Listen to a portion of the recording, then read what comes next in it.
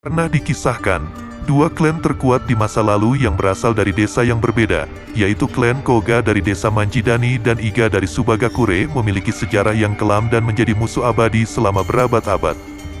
Setelah masa pertempuran mereka selama ratusan tahun, seorang legenda shinobi, yaitu Hanzo Hattori generasi pertama, datang dan berhasil mendamaikan mereka. Perdamaian mereka ditandai oleh sebuah sumpah dan disimbolkan pada batu prasasti yang diletakkan di perbatasan desa mereka. Desa Manjidani dan Subagakure sendiri merupakan desa tersembunyi di pegunungan, atau dikenal dengan sebutan The Hidden Village, yang jaraknya saling berdekatan. Manjidani terletak di atas pegunungan Gersang, sedangkan Subagakure ada di dasar gunung. Walau begitu, tak ada seorang pun bisa menjangkaunya, selain penduduk sekitar yang juga merupakan para shinobi.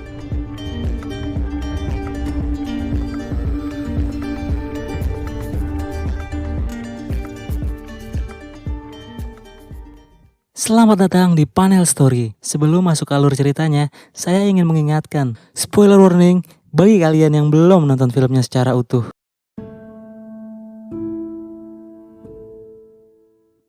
Di awal film, kita dapat melihat seorang shinobi bernama Genosuke, yang juga karakter utama di film ini, sedang duduk di batu sungai dekat air terjun, dan tengah menunggu seseorang datang. Genosuke adalah shinobi terkuat yang berasal dari desa Manjidani dan juga anggota dari klan Koga. Kita juga diperlihatkan dengan kemampuan khusus yang dimilikinya, yaitu berupa doujutsu atau kekuatan mata yang mampu membuat benda di sekitarnya terlihat lebih lambat dari dirinya, sehingga dirinya bisa merespon dengan cepat pergerakan di sekitarnya. Begitupun saat dia menatap seorang gadis di depannya. Gerakan gadis itu tak hanya lebih pelan, tapi juga sangat mempesona di mata Genosuke. Eits, tunggu. Bukan karena mata Genosuke yang jelalatan. Tapi yang sedang ditunggu Genosuke adalah gadis itu, yang ternyata adalah kekasihnya. Gadis itu bernama Oboro, yang merupakan kunoichi atau ninja perempuan, yang tinggal di desa Subagakure, dan berasal dari klan Iga. Sepasang kekasih ini menjalani hubungan terlarang, karena mereka berasal dari klan yang berbeda satu sama lain. Meskipun saat ini klan mereka sudah berdamai, namun hal itu sangat diharamkan karena mereka masih memiliki perbedaan sudut pandang dari segi ras dan etnis. Dan juga masih menganggap musuh satu sama lain. Perbedaan-perbedaan inilah yang membuat Genosuke memiliki tekad yang kuat untuk menyatukan desa mereka menjadi satu kesatuan yang utuh dengan berniat menikahi Oboro. Dikarenakan Genosuke dan Oboro memiliki peranan penting terhadap desa mereka masing-masing. Karena mereka berdua adalah calon pemimpin bagi desa mereka. Setelah Genosuke melamar Oboro dengan memberikan sebuah sisir pertunangan, pandangan Oboro seketika tertuju ke arah burung Genosuke. Burung elang ini maksudnya, yang menjadi saksi pertunangan mereka.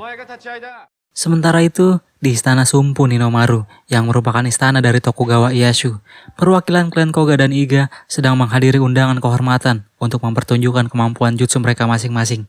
Di depan seorang pendekar samurai legendaris yang bernama Yagyu Munenori dan juga para petinggi istana. Pertunjukan tersebut dipimpin oleh Hattori Hanzo generasi ketiga yang menyandang gelar ketua umumnya para shinobi. Nah, ini dia nih orang ini. Dan juga berperan sebagai pengawal setia untuk Tokugawa. Dari klan Koga sendiri dipimpin langsung oleh ketua klan mereka yang bernama Danjo, yang juga merupakan kakek dari Genosuke. Sedangkan dari Iga juga dipimpin langsung oleh ketua mereka, yaitu Ogen, yang juga merupakan nenek dari Oboro. Klan Koga mengawali pertunjukan terlebih dahulu dengan mengeluarkan salah satu shinobi terkuat mereka yang bernama Chikuma Kushiro untuk melawan prajurit istana. Kushiro sendiri memiliki teknik menggunakan senjata dengan baik dan mampu melempar puluhan kunai di tangannya dengan akurat, hanya dengan sekali lempar. Ini mengingatkan kita dengan salah satu jutsu milik Tenten, pakai 2N ya, yang ada di serial Naruto, yaitu Sashuryu, namun bedanya tidak dikeluarkan dengan gulungan dan tanpa peledak. Dengan kemampuan khususnya inilah Kushiro mampu mengalahkan para pasukan istana dengan mudah. Dari klan Iga sendiri juga diwakili oleh salah satu shinobi terkuat mereka yang bernama Yashamaru yang mampu memanjangkan bulu ketiaknya sebagai jutsu utamanya. Dan bisa menjerat lawannya hingga mati tercekik setelah menghirup aroma tidak sedap yang keluar dari bulu ketiaknya itu. Saat akan membunuh seorang prajurit dengan jutsunya itu, Yagyu Munenori berteriak untuk menghentikan pertarungan. Melihat jutsu-jutsu yang begitu mengerikan yang dimiliki oleh klan Iga dan Koga, Tokugawa Ieyasu ditemani oleh seorang tenkai atau seorang biksu di istana hanya bisa terdiam menyaksikannya dari atas istana. Pada malam hari seusai pertunjukan, Hanzo Hattori beserta Munemori berada di sebuah ruangan dan menyerahkan sebuah gulungan peta kepada tenkai.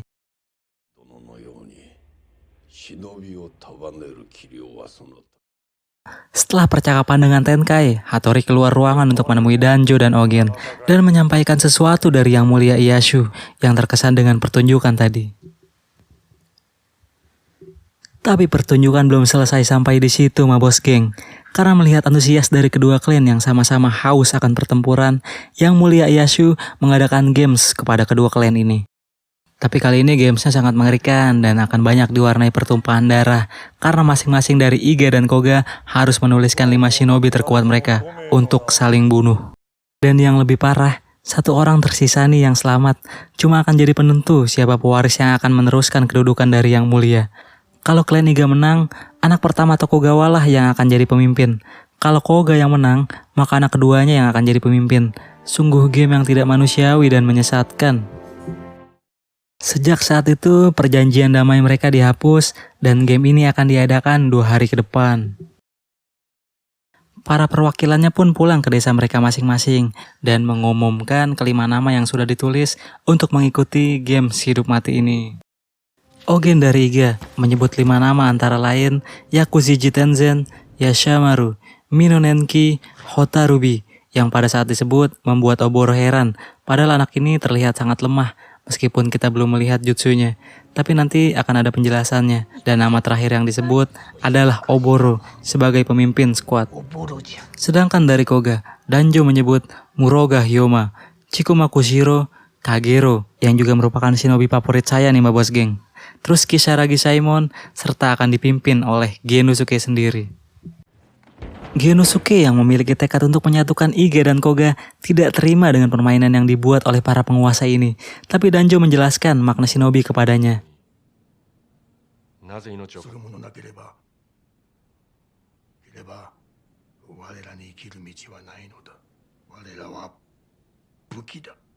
Dan itulah shinobi. Setelah itu Danjo meninggalkan Genosuke. Di sisi lain, Ogen mewariskan sebuah kalung kepada Oboro dan memintanya untuk melanjutkan kepemimpinan desa kepada Oboro. Setelah itu, Ogen pun pergi ke perbatasan desa dan menemui Danjo.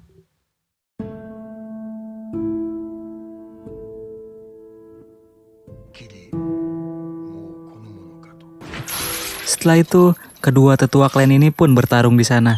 Dengan kekuatan yang seimbang, keduanya sama-sama mati pada pertarungan tersebut. Ketika malam, saat Genosuke pulang ke desa usai menemui Oboro di sungai biasa, dia melihat Danjo yang sudah tergeletak tak bernyawa di rumahnya. Lalu Hyuma menjelaskan mengenai kematian Danjo yang disebabkan oleh pertempurannya dengan Ogen. Merasa nyawa kakeknya terbuang sia-sia demi mengikuti permainan yang mulia, Genosuke pun mengajak 4 orang kelompoknya untuk menuju Castle Sumpu dan menemui Hanjo Hattori, serta mengajak Oboro melalui sebuah surat agar sama-sama meminta perdamaian bagi desa mereka. Dan Oboro pun menuruti kemauan Genosuke. Namun, keinginan Genosuke tersebut ditentang oleh Koshiro yang justru menyukai permainan ini dan sudah lama dia mendambakan indahnya baku hantam. Namun, karena mulai saat ini Genosuke adalah pimpinan klan Koga melanjutkan tahta Danjo yang sudah mati, dia pun meminta kelompoknya agar menuruti perintahnya. Keesokan harinya, mereka pun berangkat dari desa mereka masing-masing menuju Castle Sempu. Beberapa anggota klan berangkat bukan karena menuruti perintah ketua mereka masing-masing, melainkan memang ingin melakukan pertempuran satu sama lain, selagi aturan perdamaian masih dihapuskan.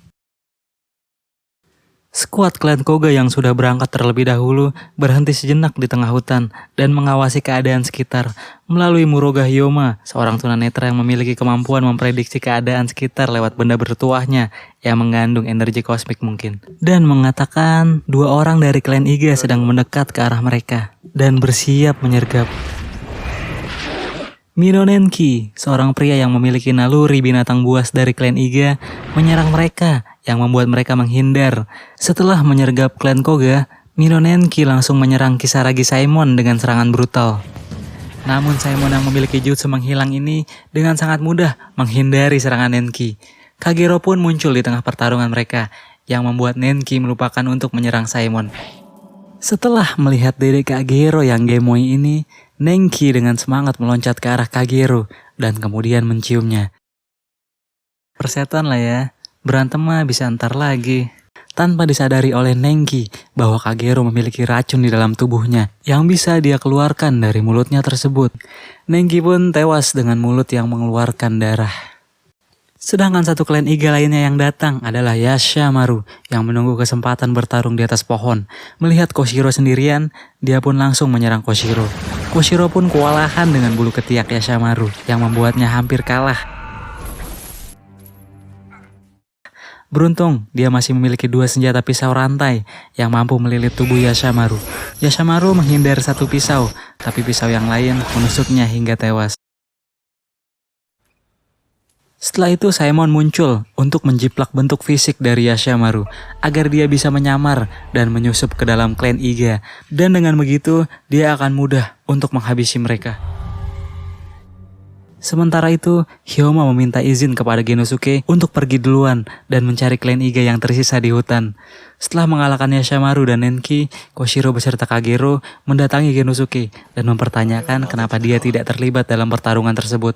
Genosuke pun menjawab, di tengah perbincangan mereka, seorang ninja mata-mata yang bukan dari klan Iga maupun Koga sedang mengawasi mereka dari balik pepohonan. Ninja mata-mata itu ternyata ditugaskan oleh istana.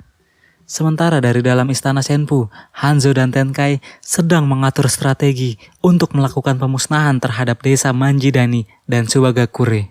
Karena mereka beranggapan jika kedua desa ini tetap ada, maka hal itu akan sangat berbahaya dan berpotensi akan merusak kedamaian dan stabilitas negara.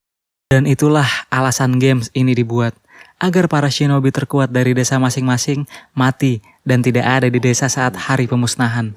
Karena pasti mereka akan menggagalkan rencana ini. Ditambah, 2 legendaris Hattori Hanzo sebagai pemimpin klan para shinobi dan Yagi Monemori pada generasi ini tidak sekuat generasi sebelumnya. Dan mereka pun akan dipastikan tidak akan bisa berbuat banyak ketika hal yang ditakuti Tokugawa Ieyasu akan benar-benar terjadi. Sementara itu, 3 anggota klan Iga yang tersisa berada di dekat sungai kecil. Mereka sedang duduk dan menunggu waktu yang tepat untuk bergerak. Di situ Oboro mengungkapkan kepada Hotarubi bahwa dia menganggap Hotarubi seperti adiknya sendiri. Begitupun Hotarubi yang menganggap Oboro adalah satu-satunya keluarga yang dia miliki. Oboro juga heran mengapa Hotarubi yang masih remaja ini harus diikutsertakan dalam permainan. Karena secara kemampuan pun Hotarubi tidak begitu hebat. Dia cuma ninja medis, bukan tipe shinobi petarung, dan cuma ngandelin kupu-kupunya saat dia dalam bahaya. Itu pun agar dia bisa kabur. Di tengah kelengahan mereka, Hyoma muncul memanfaatkan keadaan. Dia menusuk Tenzen yang sedang memahat kayu kecil dari belakang hingga menyebabkan dia terkapar di tanah. Lalu Hyoma berjalan menuju Hotarubi dan Oboro, tapi kupu-kupu Hotarubi datang dan menghalanginya. Saat sibuk mengusir kupu-kupu itu, tiba-tiba sarung pedang menusuknya dari belakang. Dan ternyata yang melakukan itu adalah Tenzen yang berhasil bangkit melalui jutsu regenerasinya dengan cacing yang ada di dalam tubuhnya. Hyoma pun tewas di tempat itu. Sesaat sebelum Hyoma dihabisi, muncul Genosuke dari belakang yang langsung terdiam melihat kejadian yang kemudian membuat Genosuke dan Oboro saling menatap, seolah mereka berdua ditakdirkan berseberangan. Saat Tenzen ingin membunuh Genosuke yang terpaku menatap Oboro, tiba-tiba Kagero datang dan membawa lari Genosuke.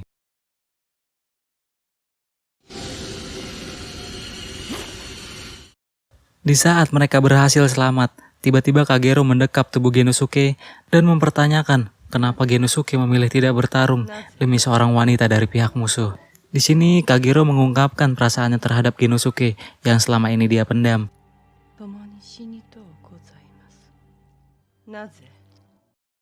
Kagero sempat ingin mencium Genosuke, namun dia sadar hal itu akan membuat orang yang dicintainya akan mati.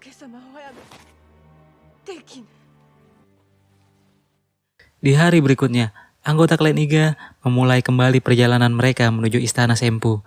Oboro, Hotarubi, dan Tenzen belum menyadari jika ada seorang klan musuh yang menyamar sebagai teman mereka. Di tengah perjalanan, mereka dihadang oleh Koshiro yang melempari mereka dengan senjata tak terbatasnya.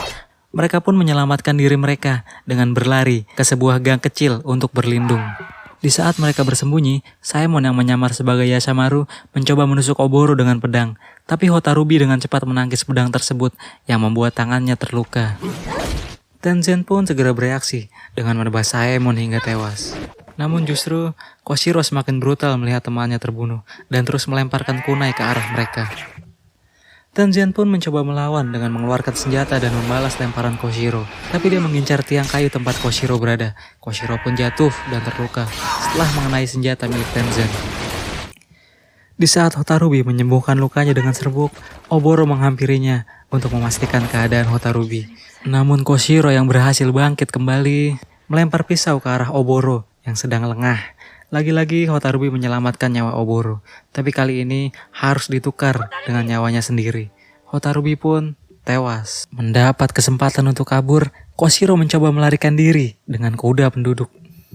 Setelah Hotarubi tewas, Tenzen pun mengungkapkan alasan kenapa Ogen mengikut sertakan Hotarubi, yaitu agar Oboro dapat melihat kematiannya di hadapannya. Karena Ogen tahu kematian Hotarubi yang sudah dianggap adik kandungnya sendiri dapat memicu Oboro menggunakan jutsu mengerikannya kepada musuh, serta dapat merubah hati Oboro menjadi sekeras baja. Oboro yang sangat sedih dan marah segera mengejar untuk membalas perbuatan Koshiro dengan lebih tidak berkeprimanusiaan dengan jutsu yang belum pernah dia tunjukkan di film ini. Tunggu kau, Koshiro. Koshiro yang dalam keadaan terluka tidak dapat kabur dengan jauh sehingga Oboro berhasil mengejarnya. Dan disinilah Oboro mengeluarkan dojutsunya yang mampu merusak pembuluh darah serta menghancurkan tulang belulang hanya dengan tatapan.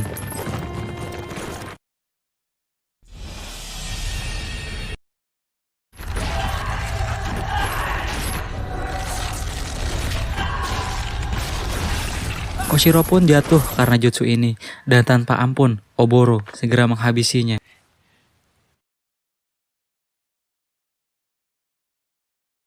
Sementara itu, Genosuke dan Kagero yang dalam perjalanan menemukan patung kayu milik Tenzen yang berisi sebuah pesan untuk menemuinya secara pribadi di sebuah kuil. Genosuke pun menuju kuil tersebut untuk menemuinya, dengan menyuruh Kagero menunggu di luar. Tenzen mengungkapkan sejarah shinobi kepada Genosuke karena dia sudah hidup selama ratusan tahun. Dari era peperangan hingga era yang damai ini. Dia pun menyadari shinobi sudah tidak diperlukan lagi saat ini dan juga selalu mencari cara untuk mati di tangan musuh. Karena itu akan membuatnya mati sebagai shinobi. Tapi sampai saat ini dia belum menemukannya. Karena sudah merasa tidak dibutuhkan lagi, jadi untuk apa ada yang namanya desa shinobi? Dan karena itulah dia juga berencana menghancurkan kedua desa tersebut, Manjidani dan Subagakure, agar tenggelam dalam kegelapan, tanpa seorang di luar pun tahu bahwa pernah ada dua desa itu di dunia ini. Dan Tenzen lah yang menyerahkan peta desa tersembunyi kepada penguasa, agar mereka menghancurkan desa tersebut. Dan Genosuke pun sudah terlambat untuk pulang, karena para prajurit sudah mulai bergerak untuk memusnahkan desa mereka. Satu-satunya cara adalah meneruskan game ini dan tetap menuju istana Senpu untuk menuntut keadilan. Setelah melakukan perbincangan, Tenzen pun menyerang Genosuke secara tiba-tiba dengan senjatanya. Namun Genosuke yang memiliki doujutsu tentu sangat mudah membalikkan serangan tersebut. Meskipun luka akibat serangan Genosuke dapat disembuhkannya dengan cacing-cacing medisnya itu. Genosuke pun pergi meninggalkannya karena merasa tak punya banyak waktu. Setelah itu Kagero datang berniat menghabisi Tenzen, tapi berhasil dihadang oleh Tenzen. Karena Kagero yang gemoy ini cuma bisa ngandelin bibirnya doang, terus dia ngelawan seorang shinobi yang punya pengalaman ratusan tahun bertarung. Ya udah, Kagero dikalahkan dengan mudah oleh si Tenzen. Tapi Tenzen tahu kalau Kagero ini mengandung racun yang mematikan. Kemudian Tenzen mencoba mati dengan merasakan kenikmatan terakhir dengan memasukkan racun ke dalam mulutnya melalui mulut Kagero. Sederhananya nyipok lah, ribet ya bahasanya mabos geng. Dan ternyata racun Kagero berhasil membunuh cacing-cacing di dalam tubuh Tenzen. Dan dia pun mendapat apa yang dia inginkan, yaitu mati. Genosuke yang sudah pergi kemudian kembali ke atas untuk mencari Kagero. Dan dia menemukan Kagero yang sudah sekarat dan tak akan tertolong.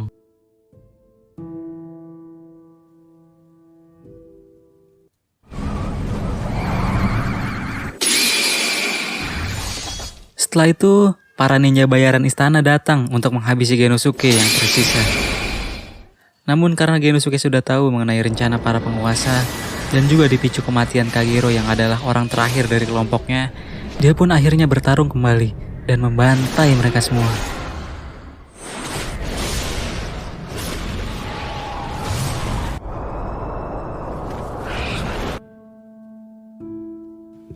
Setelah pertempuran, Genosuke yang sudah merasa tidak memiliki harapan untuk mencapai impiannya mendamaikan kedua desa, lalu berteriak, meluapkan emosinya.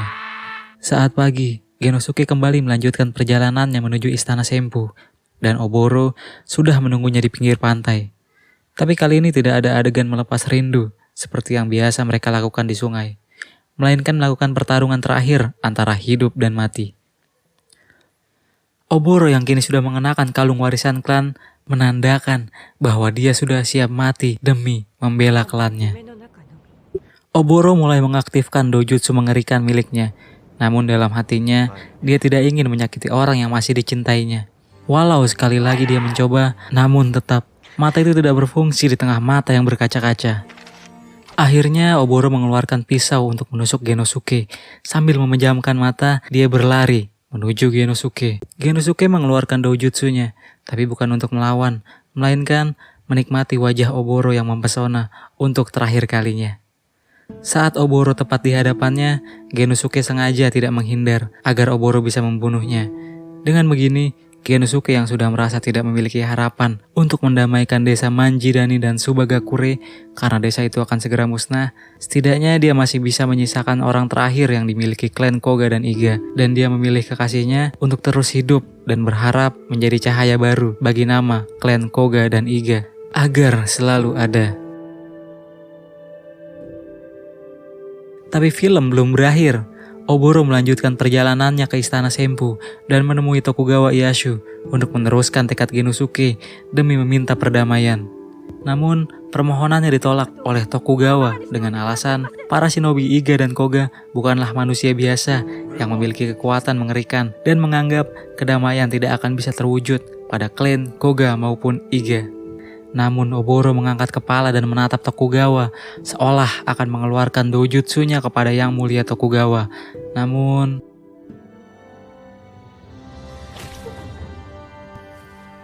dia memilih membutakan mata penghancurnya untuk selamanya dan kembali memohon. Merasa iba dengan pengorbanan Oboro yang sampai melakukan tindakan senekat itu, Tokugawa pun mengabulkan permohonannya dan menarik kembali pasukan dari Manjidani dan Subagakure. Oboro pun berhasil mewujudkan tekad Genosuke.